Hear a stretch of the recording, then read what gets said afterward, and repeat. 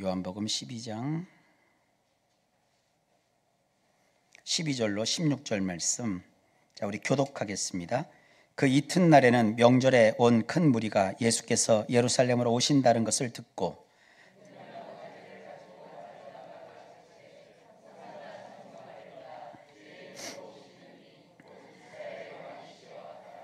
예수는 한 어린 나귀를 보고 타시니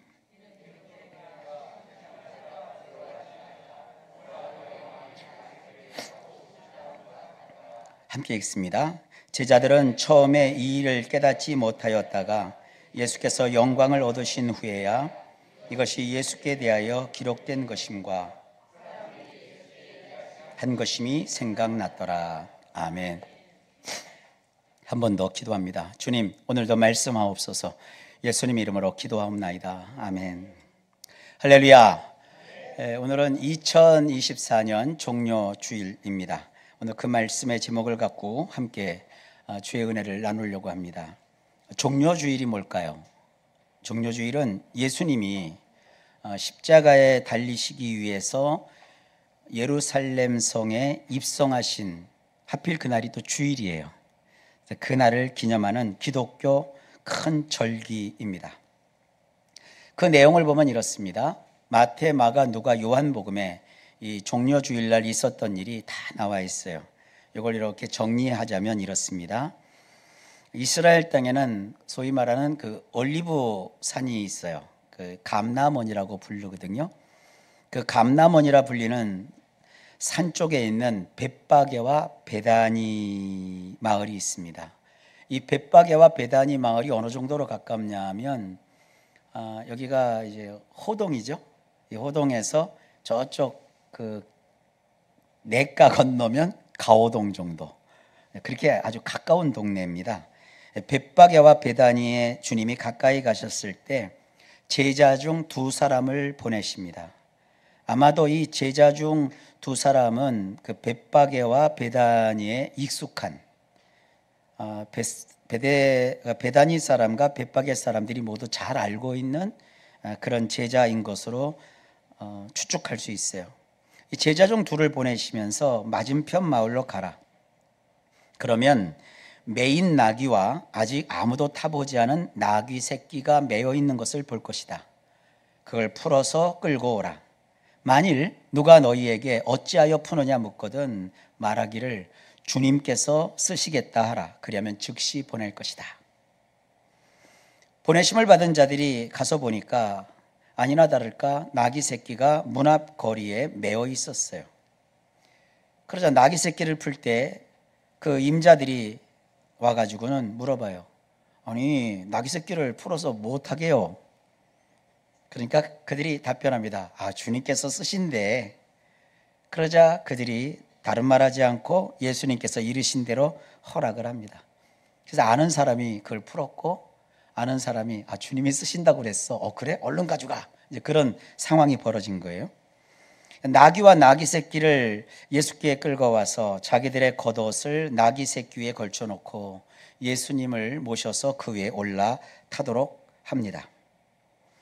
이 장면을 마태복음에서는 선지자를 통해서 이미 구약에서 하셨던 말씀을 예언하려 이루려 함이라 그랬어요. 다시 말해서 구약에 했던 예언을 이루었다는 거예요. 거기에 뭐라고 기록되어 있느냐면 구약의 스가랴 선지자가 한 얘기거든요. 좀 이따 한 번 더 살펴보겠지만 시온 딸에게 이르기를 내 왕이 너희에게 임하나니 그는 겸손하여 나귀 곧 멍에 매는 짐승의 새끼를 탓도다 하라 하였느니라. 이 말씀이 성취된 부분이라고 말하고 있어요. 나귀 위에 올라타신 예수님이 가실 때 무리의 대다수는 자기들이 입던 겉옷을 길에 펴고 또 어떤 사람들은 나뭇가지를 베어서 길바닥에다 펼칩니다. 그 나무들 대부분이 종려나뭇가지였어요. 그 시절에는, 그 시기에는 이 종려나무 가지가 무성했던 시기였던 것 같기도 하고요. 이 종려나무라고 번역한 이 단어는 헬라어로 보면 포이닉스라고 하고요. 영어로는 좀 낯선 표현일 겁니다. 피닉스 덱틀리페라라고 해요. 피닉스 덱틀리페라. 이게 뭐냐면 우리말로는 대추야자라고 합니다. 아주 제법 큰 마트에 가보면 이렇게 수입한 대추야자를 이렇게 묶음으로 팔더라고요. 대추야자가 당분을 섭취하는데 아주 최적화되어 있어요. 먹어보니까 대추야자가 설탕보다 달아요. 각 나라마다 민족마다 필수적으로 먹어야 될 것이 당분이거든요. 당이 있어야 사람이 살아요. 옛날에는 우리나라 사람들 설탕 들어오기 전에 달짝지근한 맛을 주로 어디서 얻었죠? 뭐 감에서도 얻고 하지만 우리 저기 있잖아요. 단술. 뭐죠? 그거 식혜. 그래서 이렇게 그 식혜 만들 때 그거 뜨는 거 알죠? 벼 갖다가 그 벼라고 하나 뭐라 하나 이건 나달 갖다가 그거 술밥 만들어 갖고 하는 거 있잖아요. 그렇게 해서 우리도 당분을 섭취하듯이 이스라엘 사람들도 이 대추야자라고 하는 데서 나오는 열매를 가지고 당분을 섭취를 했었어요. 그런데 이게 원래 그 번역을 보면 우리나라 그 구한말 이제 초창기 한 1900년대 한글 성경을 번역을 했는데 그때 이제 외국 선교사들이 번역을 했어요. 근데 번역을 할 때 우리나라 문화를 잘 모르니까 그 당시는 우리나라에 뭐 대추야자 구경도 못했죠. 그래서 그냥 종려나무라고 번역을 한 것뿐이에요. 그래서 우리 성경이 지금 개역 개정 성경 4판인데 이 정도 되면 우리가 좀 쓰는 언어로 번역을 해도 되는데 그냥 옛날 번역을 그냥 인용해가지고 종려나무라고 해버렸어요. 사실은 이게 대추야자라고 번역을 하면 더 현대인들이 좀 성경을 이해하는 데 편할 텐데 어쨌든 우리는 바르게 알고 있는 것이 중요해요. 대추야자의 그 가지를 꺾어서 길에다가 펴고 그걸 막 흔들었다고요. 저 그 초등학교 때는요 수업 빠지는 게 너무 재밌었던 일이 있는데 수원에는 십전투 비행장이 있다고요. 그 당시에 그 월남으로 파병 갔던 그 군인들이 이 비행기를 타고 십전투 비행장에서 내리면 이분들이 이제 수원 시내 시가 행진을 했어요. 그래서 그 월남 파병 군사들 보면 그 일반 사병들은 군 트럭에 타고 그리고 조금 이게 공적을 살리신 분들은 훈장도 달고 이렇게 그 꽃다발도 하고 집차에 타서 쫙 가면 앞에 이제 군악대가 막 빵빠레를 울리고 가고 그 월남 장병들이 탁 지나가면 그 연도에 제일 동원하기 좋은 게 그때는 막 초등학교 학생 수가 얼마나 많았냐 하면 우리 반이 총원 78명 저는 항상 1번 총원 78명이니까 학교가 우리는 제가 나온 데가 세류초등학교 그때 국민학교였죠. 박지성 선수 나온 데예요. 그리고 그 길 건너에는 매산 국민학교가 있어요. 매산과 세류 학생들이 다 모이면 그 수원역에서 남문까지가 중심가였거든요. 그 남문까지 막 그 쫙 연변에 서가지고 그 인도에 서가지고 파월 장병들이 저 병점에서부터 이렇게 올라와가지고 그 시강전을 쫙 하는 거예요.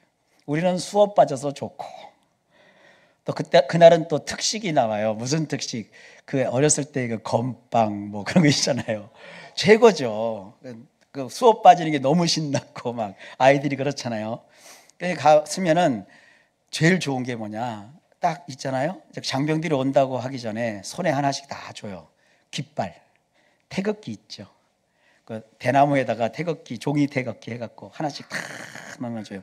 그걸 또 못 받으면 서운해가지고 어떤 애들은 막 자기가 2개, 3개씩 잡아갖고 파월 장병이 지나가는 빵빠레 소리 막 그 군악대 소리가 얼마나 장엄하고 신나요. 막 빵빠바 짠짜잔 하고 쫙 지나갈 때 우린 그걸 들고 막 손이 떨어져 나가라고 막 흔들어요. 막 환호도 하고 이 장면이에요. 그분들은 영웅이잖아요. 국가의 영웅들이 무사히 모든 군복무를 마치고 이제 들어갈 때 연변에 서서 어른이나 애들이나 할 것 없이 태극기를 들고 막 환호하는 것처럼 이 문화가 이 예수님이 이 땅에 오셔서 종려주일날 했던 그 현장에도 있었던 거예요. 그들은 겉옷도 길에다가 펴고 그 종려나무 가지를 꺾어서 예수님을 막 영웅을 환영하는 거죠.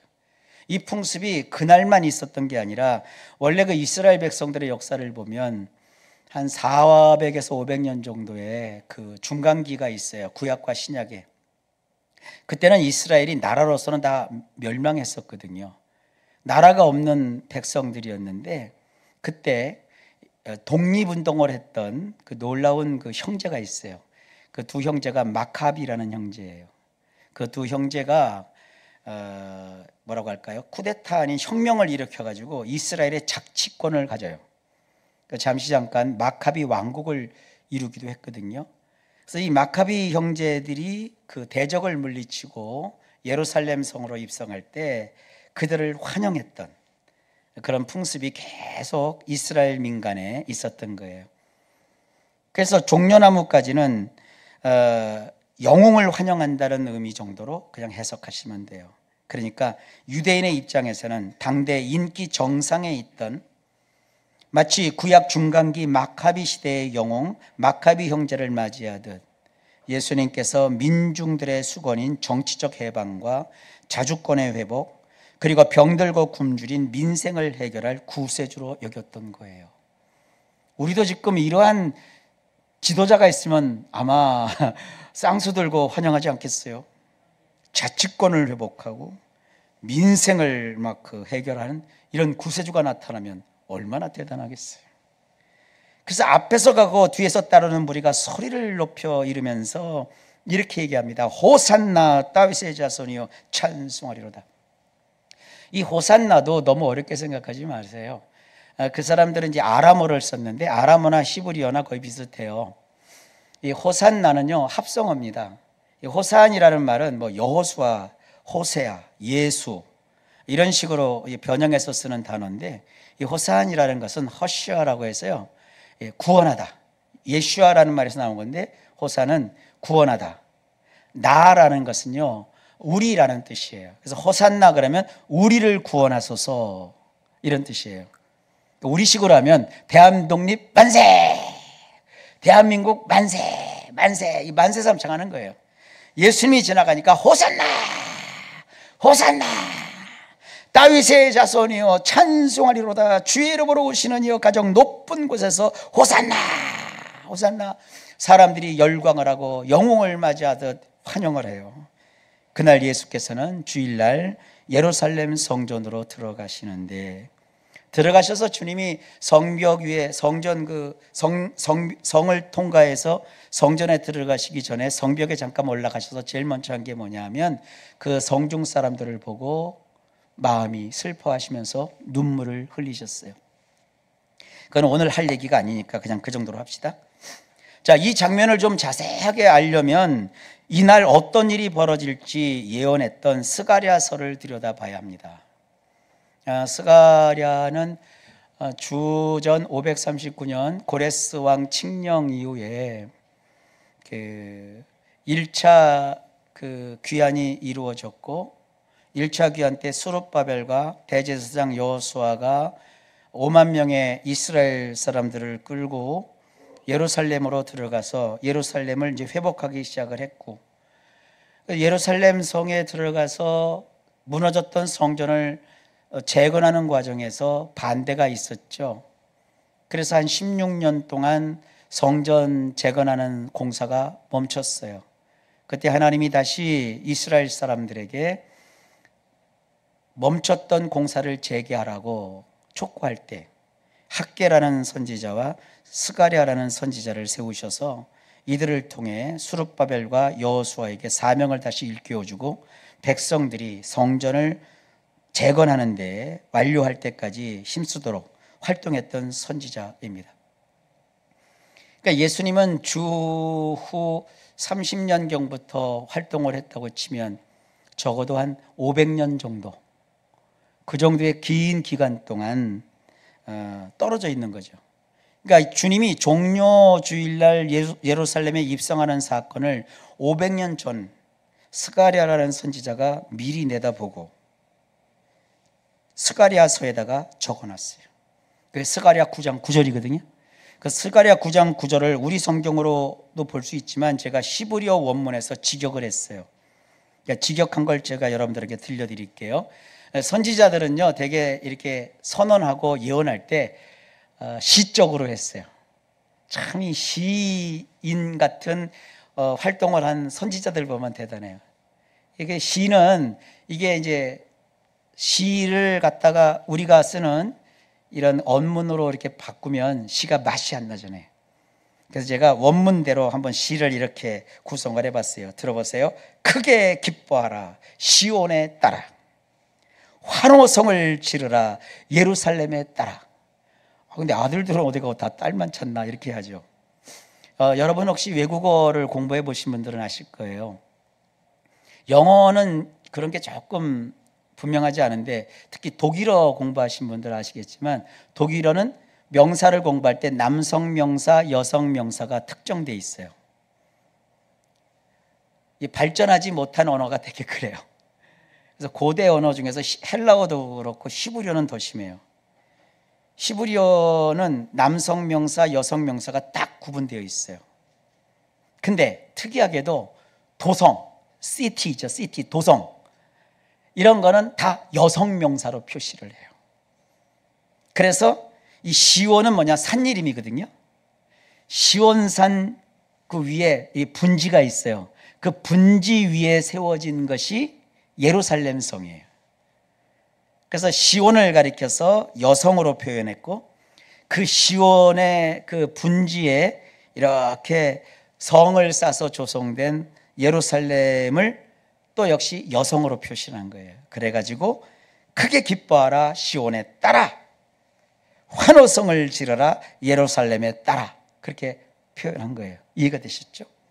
보라, 너희 왕이 너희에게로 들어오신다. 정의롭고 구원하는 그분이시다. 고통당하신 분이며 순나귀를 올라타신 분이시다. 곧 암당나귀의 새끼인 순나귀를 타셨도다. 우리 성경으로 보면, 우리 성경은 겸손하여 나귀 새끼를 타셨다 이렇게 번역을 해놨어요. 오역은 아니지만 한번 깊이 생각하지 않고 그냥 번역한 거예요.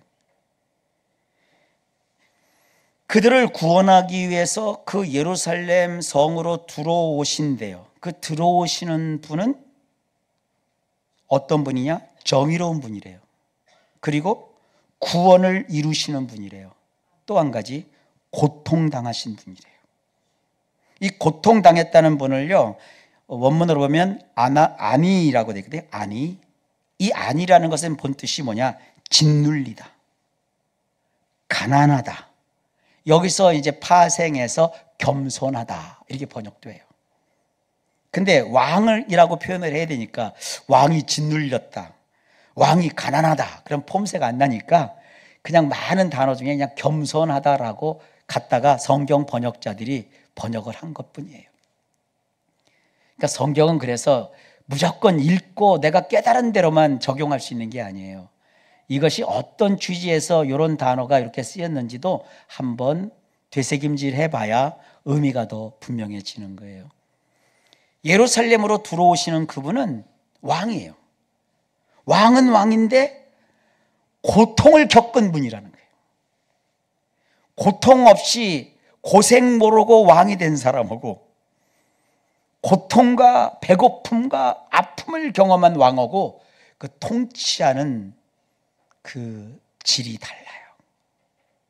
한때 우리나라도 어떤 그 민중들의 지도자인 정치 지도자들을 뽑을 때 그 사람들이 계급장처럼 달고 있는 게 있잖아요. 투옥 경험이 있는가?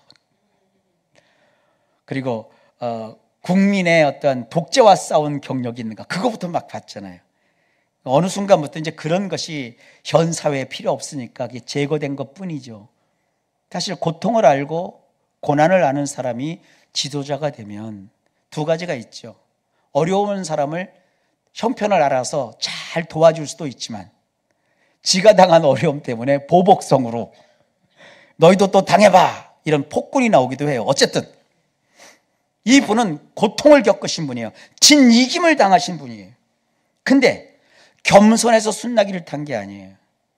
이 나귀도 여러분 잘 아셔야 돼요. 나귀는 당나귀거든요. 자, 그 유명한 이제 축구 시즌이 됐어요. 이강인 선수도 다시 들어오고, 손흥민하고도 잘 화해가 됐다고 그러고, 환선홍 감독이 또 잘하면 잘 될 텐데, 축구 선수가 만약에 30살이 되면 프로 선수로서 어때요? 이제 맛이 좀 간 거죠.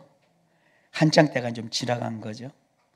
야구는 좀 달라요. 뭐 이승엽 선수 같은 경우는 뭐 한참 되고도 했지만, 축구 또 이제 수영장 가면 수영 선수들 출신들이 이제 종종 있어요. 그분들한테 이제 제가 물어봐요. 연세가 나이가 어떻게 되세요? 그러면 이제 30입니다. 현역이세요? 아니요. 30인데 어떻게 수영 현역을 해요? 그래요. 수영은요. 수영은 30이 되면 현역이 아니래요. 몸이 못 쫓아간대요. 젊은 사람들의 그거를 체력이 감당을 못 한대요. 특별하지 않으면. 그러니까 이렇게 좀 몸 쓰는 운동을 하시는 프로들은 되게 젊었을 때 한때가 있잖아요. 그래서 연봉도 센 거고. 박지성 선수 같은 경우 지금 현역이라고 하면 누가 믿겠어요? 그러면 현역이 안 되죠. 나이가 다 들었으니까. 지도자가 돼서 후진을 양성한다. 이제 그게 맞는 거죠. 당나귀도 똑같아요. 이 어린 당나귀, 나귀 새끼라고 그러니까 여러분들 뭐 젖먹이로 알면 안 돼요. 나귀 새끼라고 번역한 요거는 뭐냐면요. 새끼는 암 당나귀가 낳잖아요. 암 당나귀가 낳은 한창 때의 프로축구 선수와 같은 거예요. 가장 당나귀로서 힘이 좋고 팔팔한 때요. 근데 당나귀는 어떤 용도로 쓰이느냐? 우리는 하도 외국 영화를 많이 봐갖고 왕들이 다 말 타고 다니잖아요, 그죠? 백마 탄 왕, 백마 탄 왕자. 왕자도 사실은 말 타면 이거는 별로요. 원래 말은 전쟁에 나가는 용사들, 전사들이 타는 전쟁 도구예요. 왕이 타는 짐승은 당나귀예요. 사울이 왕이 돼서 당나귀를 탔죠. 당나귀는 왕이 타는 짐승이에요. 여러분, 당나귀를 노새처럼 생각하지 마세요. 당나귀는 굉장히 힘이 세고 좋아요. 그래서 왕들이 당나귀를 타는 겁니다. 그러니까 예수님은 뭐 겸손해서 새끼 당나귀를 탄 게 아니에요. 고난을 겪으시는 분인데 그분의 정체가 왕이세요. 왕으로서 예수님께서 왕이 타셔야 되는 당나귀인데 그것도 시들시들거리는 당나귀가 아니라 가장 왕성하고 가장 힘이 좋고 가장 건강한 새끼 나귀를 딱 타고 당당하게 영웅의 호칭을 받으면서 예루살렘 성에 입성하신 날이 종료 주일이에요. 왜냐? 스가랴서에 보면 9절에 이어서 10절에 뭐라고 얘기하느냐? 하나님께서 그 나귀 타신 분을 통해서 에브라임의 병거. 이 에브라임은 뭐냐 하면 그 북왕조 이스라엘의 12지파 중에 10지파가 뭉쳐요. 그리고 남왕국 그 유다 나라의 유다 지파와 베냐민 지파 두 지파만 남아요. 근데 북왕국 10지파가 모인 그 지파를 통칭하여 에브라임이라고 해요. 그러니까 스가랴가 예언할 때는 이미 한 150년, 200년 전에 북왕국은 멸망했어요. 그러니까 폐잔병만 남아있는 그 지역이에요. 근데 그 에브라임은요 되게 호전적이에요. 그리고 힘이 있고 권력이 있으니까 잘 싸우는 거예요. 가난한 사람은 어디 억울해도요 돈 때문에 재판도 못 걸어. 힘이 있고 능력이 있어야 재판도 걸고 막 그러는 거예요. 근데 이 에브라임 사람들은 힘이 있을 때는 병거만 있으면 이길 줄 알았어요. 그러니까 자기들이 병거가 있으면 하나님도 필요 없다고 그랬거든요. 그러니까 자기들이 약하면 병거를 가진 애굽에게 딱 달라붙었었거든요. 그런 게 에브라임의 특징이에요. 근데 이 왕은 오셔갖고 에브라임의 병거, 또 예루살렘이 가지고 있는 말, 전사들이 타는 말이잖아요. 그것을 이 왕은 없애버린대요. 그리고 전쟁용 활도 없애버린대요. 왕인데 더 이상 군사를 동원해서 군인들이 갖고 있는 무기와 힘으로 왕권을 유지하지 않는 분이에요. 이거는 두 가지예요. 정말 바보 같은 왕이든지 아니면 엄청난 왕이든지. 그가 나라들에게, 온 세상 나라들에게 뭘 얘기하느냐? 샬롬을 말한대요. 샬롬을 우리가 번역하면 평화라고 하죠. 왕인데 예루살렘 도성에 들어가셔서 왕이 통치를 할 때 온 주변 나라들, 모든 나라들에게 평화, 샬롬, 이렇게 샬롬을 선포하고, 그가 지배하는 나라의 영역이 어디냐? 바다에서 바다에 이르고 강에서 땅끝까지 이를 거래요. 대개 강이라고 하는 것은 유프라테스 강을 말해요. 인류 최초의 문명의 발상지인 메소포타미아 지역부터 가장 미개한 나라의 그 강에 이르기까지 온 세상을 다스릴 그 왕이 종려 주일날 예루살렘 성으로 호산나 환호성 속에 입성하신 거예요. 이분이 누구냐? 저와 여러분이 믿는 예수 그리스도, 그분이십니다. 나귀 새끼를 타고 예루살렘 성에 입성하신 예수님은 예루살렘이라는 조그만 나라만 통치하는 게 아니에요. 지상에 몇몇 있는 몇 개의 교회만 가지고 야 우리끼리만 잘해보자, 찻잔속 태풍을 일으키는 분이 아니에요. 모든 나라에 평화로운 세상을 선언하고 온 세상을 정복하여 다스린다는 예언입니다. 우리는 정복자 그러면 나폴레옹을 생각합니다. 정복자 그러면 옛날에 징기스칸을 생각합니다. 정복자 그러면 뭐 스탈린, 무솔리니, 또 가까이는 저 북한의 김일성, 이런 독재자를 생각하고, 군국주의에 미쳐갖고 뭐 세계를 정복하겠다는 야욕 속에 허둥지둥 막 별짓을 다 했던 히틀러나 일본의 그 천황나부레긴을 생각해요. 근데 예수님은 그런 방식으로 세상에 평화를 선언하지 않습니다. 예수님을 본받아서 뉴욕에 가면요, 세계 그 유엔 본부가 있어요. 저도 유엔 본부 앞에는 가봤어요. 우리 사랑하는 정 목사님과 함께. 그때 방문했을 때 저는 공교롭게도 왼쪽 팔을 이렇게 뼈 가지고 깁스를 하고 미국을 같이 갔었거든요.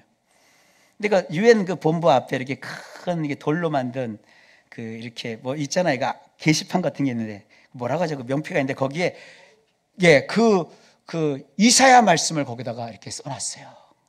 이사야 말씀에 보면은 무기를 다 없애서 농기구로 만드는 세상이 올 것이다.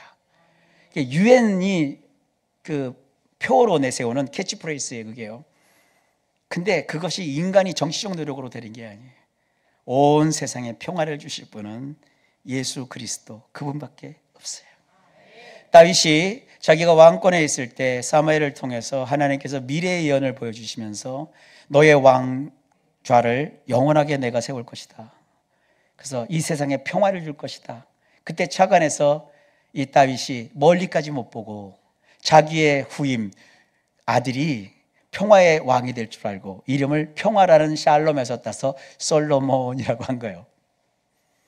솔로몬이 평화의 왕을 했나요? 솔로몬 때문에 결국 나라가 두 동강이 나고 이스라엘이 하나님에게서 멀어지는 그런 일이 벌어졌잖아요. 인간은 아무도 샬롬을 이룰 수 없습니다. 오직 평화의 왕이 우리의 예루살렘이라는 인생의 성문 속에 들어오셔야 우리의 삶에 진정한 샬롬, 평화가 있습니다. 평화의 왕으로 예루살렘에 들어오신 예수님이 뭘 하셨나요? 예루살렘에 뭐 분봉 왕격인 무슨 뭐 헤롯을 축출해버리고 예수님에게 사형을 언도했던 빌라도를 그 자리에서 직결 심판해버리고 예수님을 반대했던 모든 종교 지도자와 정치 지도자들을 싹 축출해내시는 개혁과 혁명을 일으키셨나요? 아니요.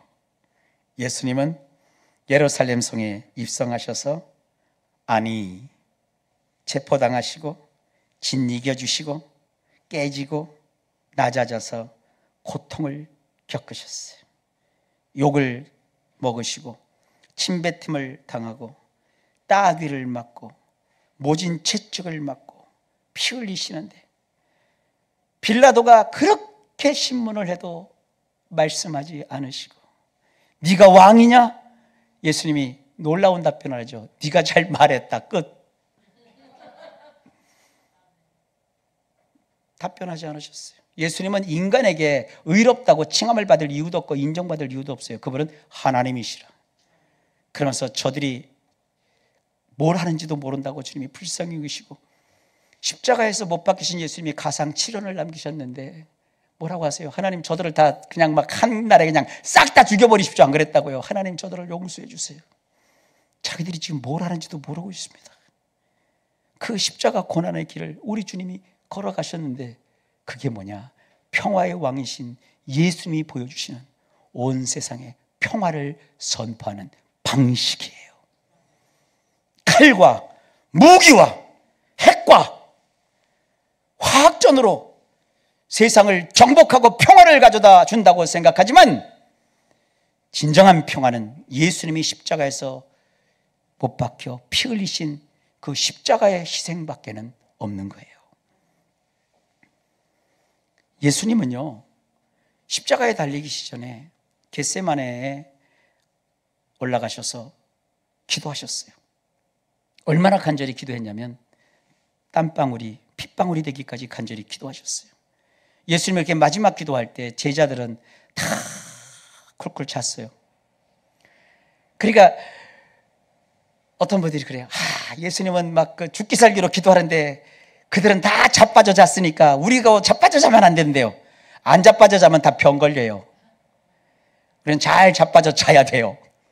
그들이 왜 자빠져 잤느냐? 한 유명한 작가가 저한테 알려줬더라고요. 그 작가가 좀 있으면 부자전이라는 책도 낼 건데, 그 작가가 성경을 깊이 연구한 다음에 저한테 한번 얘기해 주더라고요.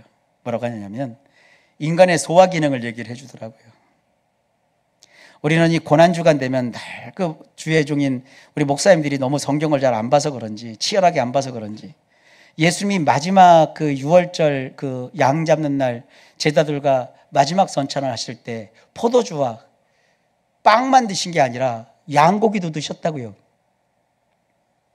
우리는 아침, 점심, 저녁까지 좀 여유가 있으면 맨날 고기 챙겨 드시지만, 제자들 그 살던 때는 맨날 고기 먹는 게 아니요. 고기가 풍성한 사람은 조금씩 먹지만 어쩌다 고기 먹으면 배 터지도록 먹는다고요. 그날은 양 잡은 날, 양고기를 먹는 날이요. 남김없이 먹는 날이요.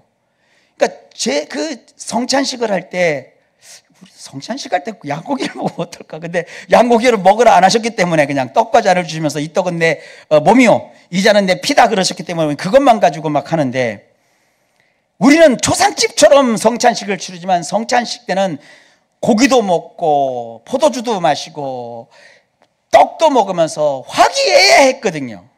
기쁘게 막 얘기했거든요. 그러니까 예수님이 흘려가는 말로 가룟 유다가 나를 팔 거다 저놈이 가서 네가 해라. 그런데도 주변에 있는 사람들이 그 말귀를 하나도 못 알아들었던 거예요.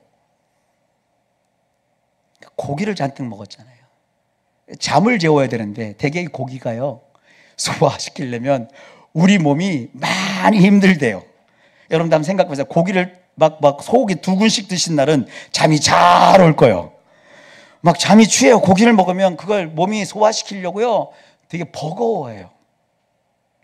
그러니까 그 피곤한 제자들을 고기 시컷 먹이고, 우리야 뭐 성찬식 할 때 포도주도 안 쓰고 포도즙 이렇게 그 무슨 눈감이야.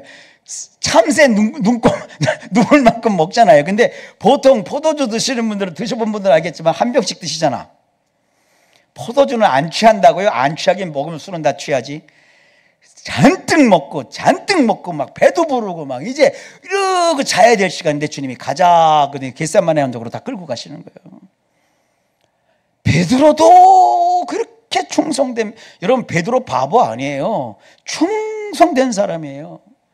바다에서 그물을 치는 잔뼈가 굵은 사람이고, 베드로가 여러분 60살이야요. 그때 팔팔한 베드로요. 그런데도 배 터지도록 고기를 먹었으니 잠이 안 와요? 그러니까 주님이 하신 얘기가 있잖아요.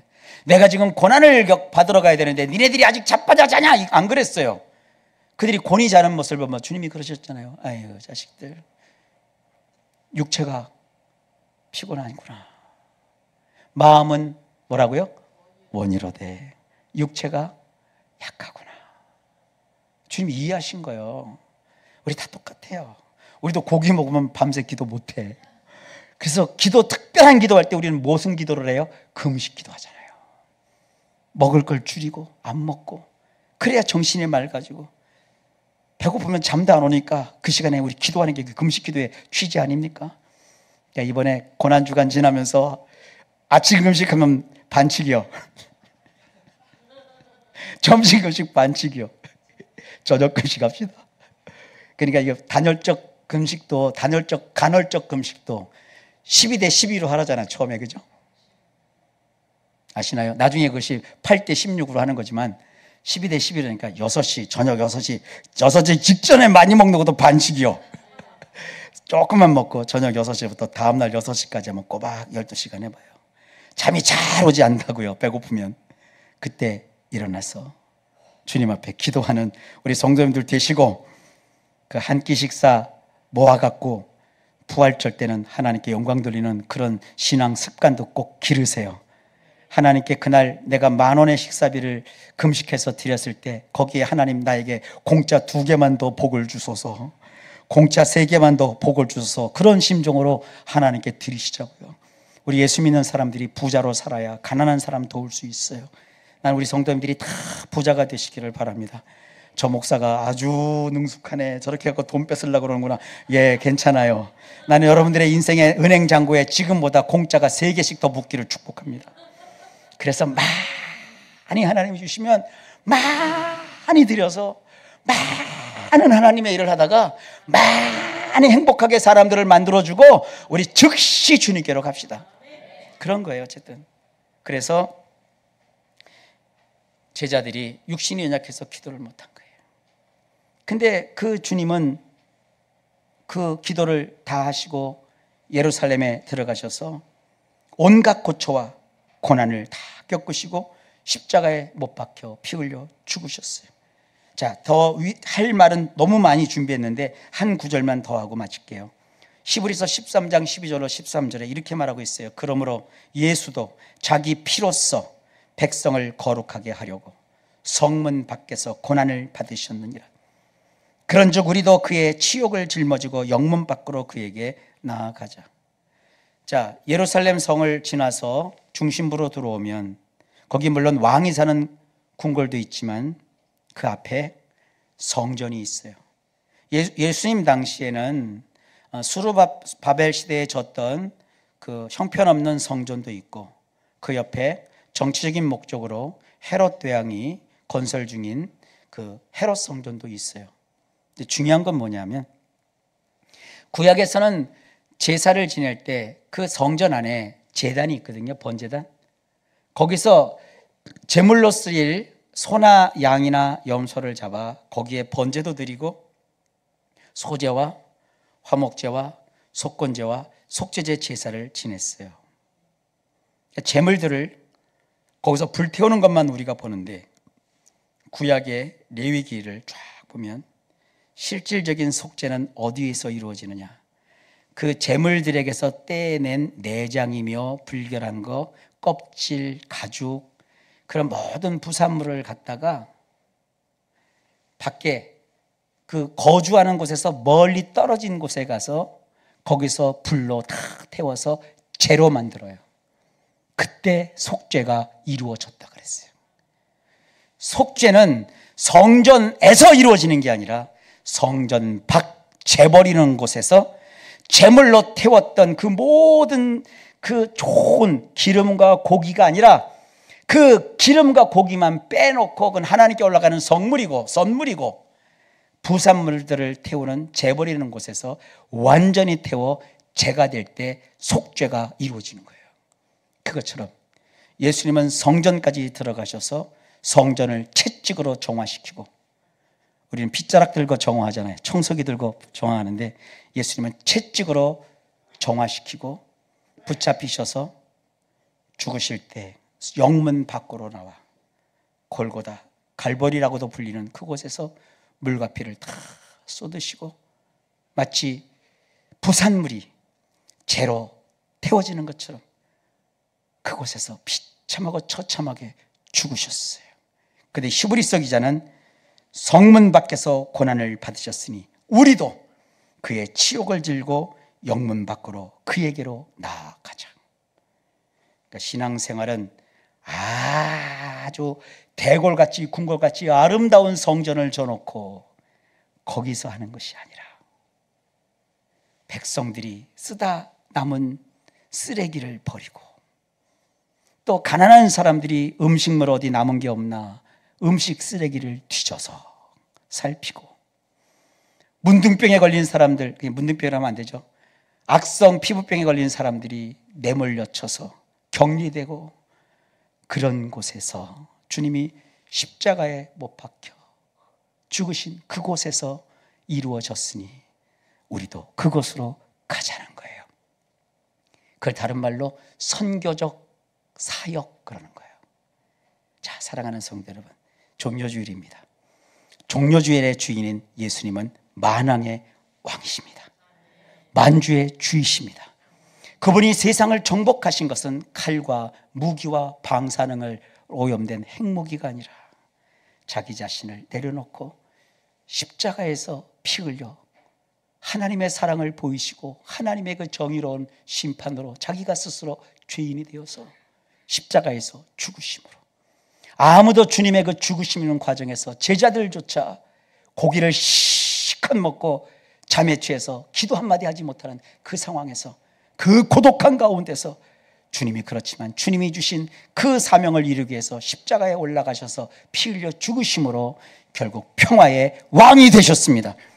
이것이 우리에게 주는 가장 큰 교훈입니다. 사랑하는 성도 여러분, 우리는 예수님을 따라가는 자고 예수님을 닮아가는 자입니다. 우리처럼 십자가에 올라가서 죽으라는 얘기가 아니에요. 주님은 자기가 죽으심으로 우리에게 진정한 살 길을 마련해 주셨고, 우리의 삶을 뭐라고 얘기하시냐면 저 영문 밖으로 나가서 살자는 거예요. 끝으로 영문 밖에서 나가서 살면 삶이 뭐냐, 제가 이걸 고민을 많이 했어요. 어떤 예화를 들까. 그러다가 금요일 날 제가 매일같이 한 번씩 즐겨보는 아워 데일리 브레드에 보면 그 간단한 예화가 나와요.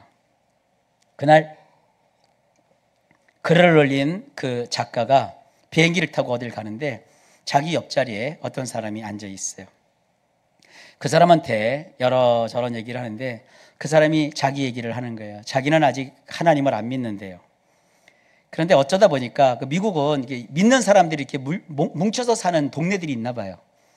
예수 믿는 사람들이 많은 동네로 자기가 이사하게 됐대요. 이사했는데 병든 자기 아버지와 함께 이사를 했대요.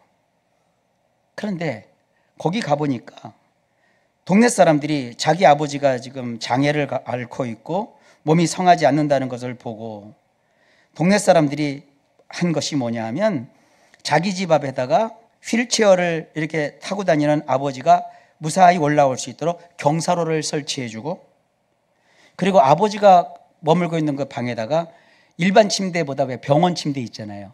병원 침대하고 의료 장비 몇 가지를 구입해다가 기증을 해줬대요. 그러면서 이 사람이 하는 얘기가 이런 얘기예요. 만일 기독교인이 되어 그 사람들처럼 친절해질 수 있다면 모든 사람이 다 기독교인이 되었으면 좋겠다라고 말을 했대요. 바로 그런 거예요. 우리가 영문 밖에 나가서 거기서 구원을 이루신 주님을 닮아가는 삶은 바로 그런 삶이에요. 우리 성도님들이 주변에서 예수님의 사랑 내가 받았잖아요. 누군가에게 우리도 손을 내밀고 따뜻한 말 한마디, 또 상대방을 존중해주는 눈짓, 겸손한 태도, 또 여유가 있으면 그들에게 배고플 때 한 끼 식사라도 줄 수 있는 그런 삶이 영문 밖으로 나가서 주님이 종려주일 이후에 십자가에서 이루셨던 그 삶을 본받는 진정한 그리스도인의 생활입니다. 우리 모두 그렇게 주님께 영광 돌리는 삶을 사시기를 주의 이름으로 축복합니다. 기도합니다. 하나님 감사합니다. 우리 위해서 오신 만왕의 왕 예수님을 찬양합니다. 호산나. 주여 우리와 함께 하시니 감사합니다. 성도들이 삶 속에 예수님으로 인하여 행복하게 하시고 기쁘게 하시고 주변 모두가 하나님의 백성이 되는 놀라운 일을 이루어 주옵소서. 예수님 이름으로 기도하옵나이다. 아멘.